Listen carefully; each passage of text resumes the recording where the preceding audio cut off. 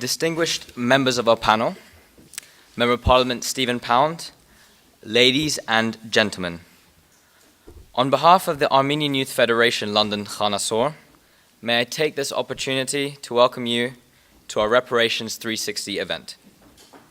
We are delighted to convene this panel of distinguished guests for a discussion on the highly important subject of reparations.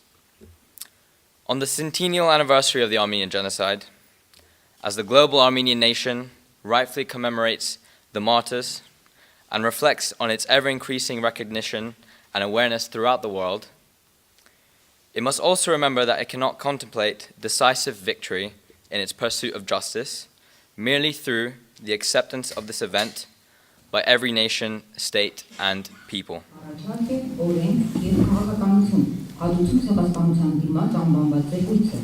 Հայկական ցեղասպանության ուսումնասիրության խումբը, որ պատրաստել է այս զեկույցը, կազմված է աշխարհի տարբեր ծայրից հավաքված գիտականներից։ Գիտաժողովն առաջին անգամ այս հարցի նկատմամբ տալիս է օրենքի բանաձևումը եւ նաեւ կարող է համարվել միջազգային փաստաթուղթ ցեղասպանությունների խնդրի համատեքստում։ It's very important to bring this pressing issue to the legal community. I would now like to turn to the moderator of this panel, who will introduce our guests and coordinate this evening's proceedings.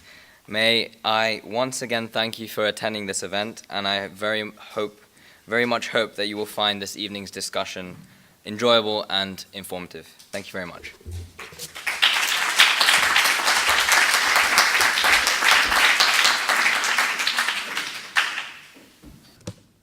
Ladies and gentlemen, good evening. This year, we're joined by two members of the Armenian Genocide Reparations Study Group, founded in 2007 by leading experts with a view to providing a comprehensive analysis on the subject of compensation in respect of the Armenian Genocide. The group published its preliminary findings in 2009, followed by an interim report last year, and fittingly for the centennial anniversary, the group published its final report in March this year, entitled Resolution with Justice Reparations for the Armenian Genocide.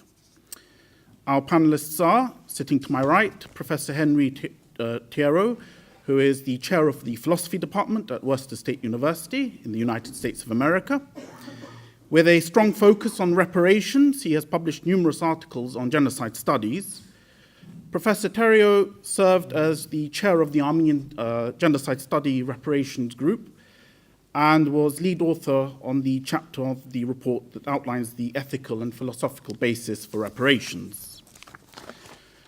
Joining him is Mr. Ara Papian, a lawyer and former diplomat who served as Armenia's ambassador to Canada between 2000 and 2006. Prior to joining the Armenian Foreign Ministry, he lectured in Armenian history at Yerevan State University and at the Melkonian Institute in Cyprus. I want to maybe sketch out a few things to start off. A little bit on the background of this report, which is certainly not the only thing that's been written on Armenian genocide reparations, but was and is the first comprehensive study that looks at the theoretical issues together with the practical side of the reparations question for the Armenian genocide, and makes what we consider to be well-considered recommendations and opens up options for real action going forward. I'd like to do that, give a little bit of the rationale, and then get into just briefly some of the sort of fault line issues, many of which we address in the report, and since the report's release in recent months, as a lot of discussions have happened around this issue, I've had time, and I know Ambassador Papian also has had time to amplify and develop certain ideas that are of particular interest to many audiences we've been before. Article 62 of Treaty of Sèvres says that the northern border of Kurdistan, independent Kurdistan, is the southern border of Armenia, which will be decided by Wilson, which means that we are on the edge of creation of new state of Kurdistan. They will do this. They will force the others to recognize. But they have to refer to an international document. What documents is possible? There is only this one.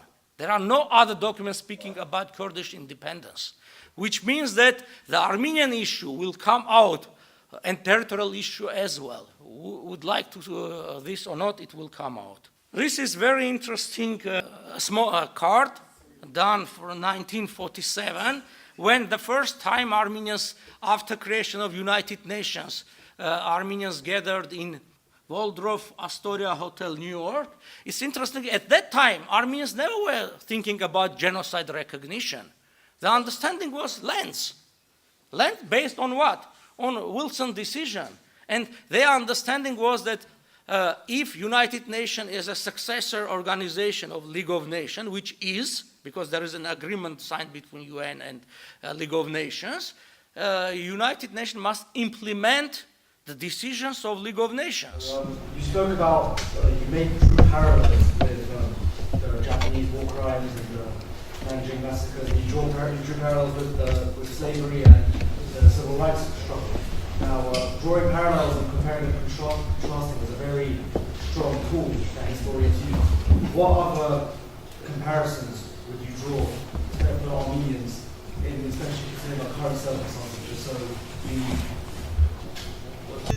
It's about drawing parallels between the Armenian case and other cases as a way of understanding the Armenian case maybe in a fresh light. It's a great question. I have to tell you, I'm not a historian, so I'm a little off on the question, but I do approach Armenian issues through a comparative lens. I don't think you can say Armenians deserve, something just because of Armenian history or who Armenians are. It's really because what happened to Armenians, when we talk about a crime against humanity, it would be a crime against any group, and there are many groups that have experienced similar things.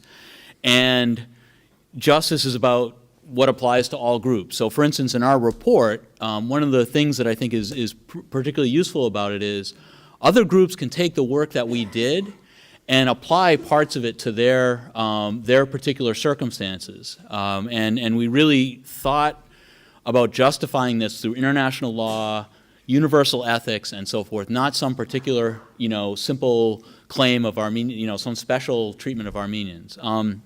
What other groups? That raises a lot of different questions. Obviously, there are a large number of groups that have experienced genocides. Because you can look at Armenians as something of an indigenous population and where they were. So Armenians were in that territory going back, people would argue 2,500 years. I'm not saying there was an Armenian national identity in the way that we think of it today. There certainly wasn't. But there were Armenians. Once you have, 1,700 years ago, you have a cohesive Armenian church and identity that, with language and so forth that operates, and alphabet and so forth that operates around that. And so Armenians were indigenous. Turkish conquest came much later, and the society that was established through Turkish conquest was the Millet system, which froze the conquest power structure. It wasn't suddenly that Armenians, even in the Roman Empire in some ways, subject populations could be integrated more than in the Turkish system. Turkish system said, look, you're a conquered people, you convert to Islam, then you can be full participants. If you don't, you're going to maintain your status as a secondary group within the empire. People debate what exactly that status meant going back a few hundred years ago. Certainly by the 19th century, Armenians were suffering because of that secondary status.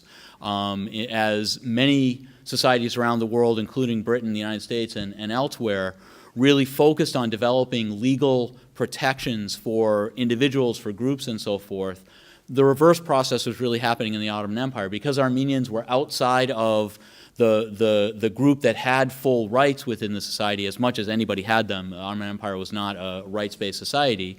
That meant that the situation of Armenians got worse in that period.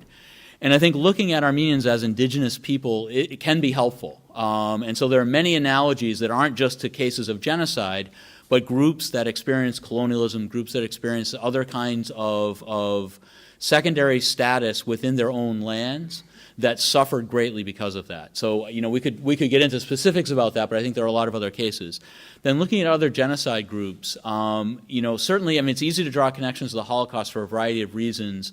Probably mostly, most apparent is because the nature of the genocides in terms of the ideological aspects, in terms of the mechanisms of destruction, modern means used to destroy and so forth, really make comparisons sort of obvious.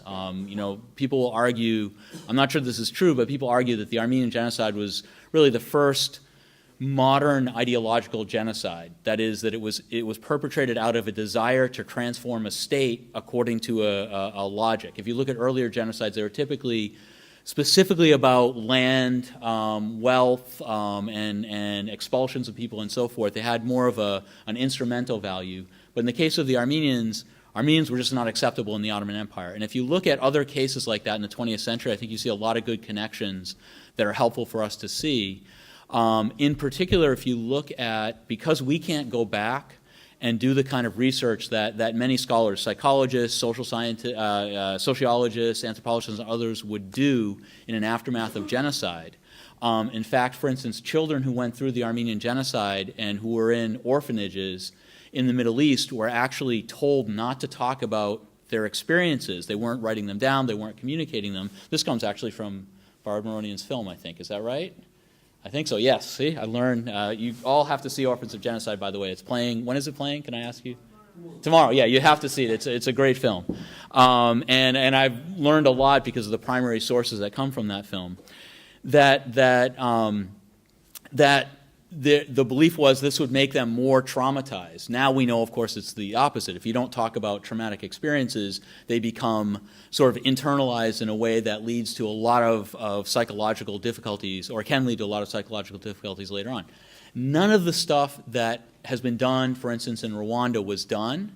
So if we want to understand what the first generation impact of the Armenian Genocide is, we cannot go back and interview the survivors and the children of survivors. But we can look at Rwanda and get a very good idea because the mechanisms, the experiences are very similar. We can understand how denial impacts people who actually went through a case by seeing what's happening today. I don't know if that helps address. We could talk about this for a long time, but I don't want to keep going on that. But thank you for the question. It's excellent.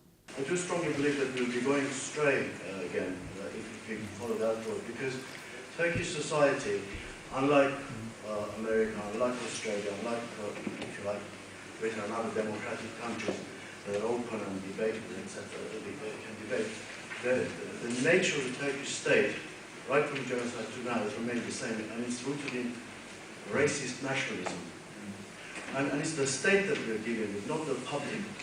And as we can see, for example, I was very disappointed there was no bigger reference to the Kurdish struggle that's happening in Turkey today.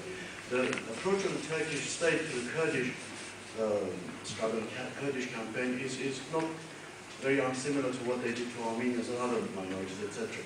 So in that sense, maybe the comparisons that you made should be, instead of comparison of native Indians and what have you, we should have the nature of the state in mind and compare present Turkey to Nazi Germany or apartheid South Africa, and make the conclusion that that state has to be dismantled fundamentally, and that whether it can be done internally or not is debatable.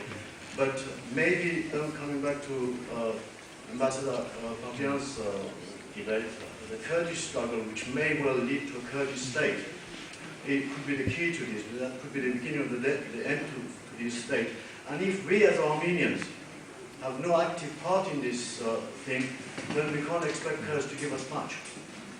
At the end of the day, moral arguments and all this talk, which is fantastic, as well as internal change in Turkey, Theriault and others, Turkish human rights, etc., etc. But we're dealing with a state which is immutable, unchangeable, and is rooted in this racist nationalists and all the security organs, military, etc., etc. There's a strong possibility that this, even Erdogan attempt, will end up in another military dictatorship or worse, etc. So The only solution could be destruction, dismantling of this, one way or the other, whether through outside force or through Kurdish struggle or whatever, and we should be bigger participants in that if we want to gain anything. Dismantling of this, one way or the other, whether through outside force or through Kurdish struggle or whatever, and we should be bigger participants in that if we want to gain anything. I don't know if that's, yeah. 3 days ago, there was a discussion in Yerevan in an institute of any think tank about possibility of creation of Kurdish state and the impact on especially security issues for Armenia. I cannot go into details, but I will say that the opinions were divided. We do not have a single understanding what's going on and what will be. Some think that it will be positive, the creation of Kurdish state as a neighbor state to Armenia. Some think that it will create more problems to have unstable Kurdish state. It's better to have Turks and so on. But what we can say for sure, we have to begin at least a discussion on this issue first and to create as many contacts with several groups of Kurds as possible, be it in Turkey, in Syria, in Iraq, in other. They are our neighbors. This is the largest group, so-called stateless people there. They are and they will remain neighbors, and also we have to show our rights to them, which I was trying to do that, okay, you have your rights, we have our rights, and let's decide that what belongs to whom. There is some kind of understanding for now because they need Armenians and they are more eager to speak and say, okay, yes, yes. But I'm afraid that when they really will gain a control or recognition, their mood will be changed. Can I add just one small thing? Kurdish scholar who's based in Berlin, Bilgin Ayada, who I highly recommend as in terms of her writings and her speaking on these issues, proposed a few years ago in face of the sort of failed Turkish-Armenian dialogue process, particularly TARC, that some of you may be familiar with, and asked a really good question: why isn't there Armenian, Kurdish, Turkish dialogue? Why are Kurds not present? Because they're in this complicated position that actually can be very helpful in these kinds of discussions with Armenians. And I would add, of course, Greeks and Assyrians also need to be at the table with these kinds of things. So I think the question that was asked, I think, is very good in that respect as well. And we need to be having these discussions, as the ambassador said. So. Regarding Wilson's arbitration, now the research you've done is magnificent and is very convincing for us as Armenians. Now, is there any possibility that this document, which at the moment is only historical, nothing else, could that be updated and revalidated by Congress today? I have my understanding, my strategy of this. Last May, I went to International Court of Justice in Hague, which is the only body that has the right to give a legal opinion on international document. For me, the first stage is to get their legal assessment, their view, verdict, decision. Is the arbitration valid now or not? This is important because if the answer is yes, this means that decision is a binding decision for every member of UN, including United States, which means why we have to go there if we can have an easy one. So on behalf of AYF London, I'd like to thank both the Professor and Mr. Papian for joining us this evening and for sharing their ideas and views on this important topic of reparations. And of course, I'd like to thank all of you for attending and for your participation as well. Should just add, as the Professor alluded to, that should anyone wish to read the report in full, we are very fortunate in having some copies here.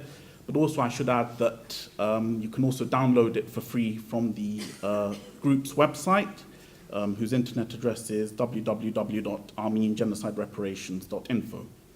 And of course, you can keep up to date with all AYF London information and events on their website at www.ayflondon.com and on their Facebook account as well. So thank you very much for your attendance, and I wish you a very good evening. Good night.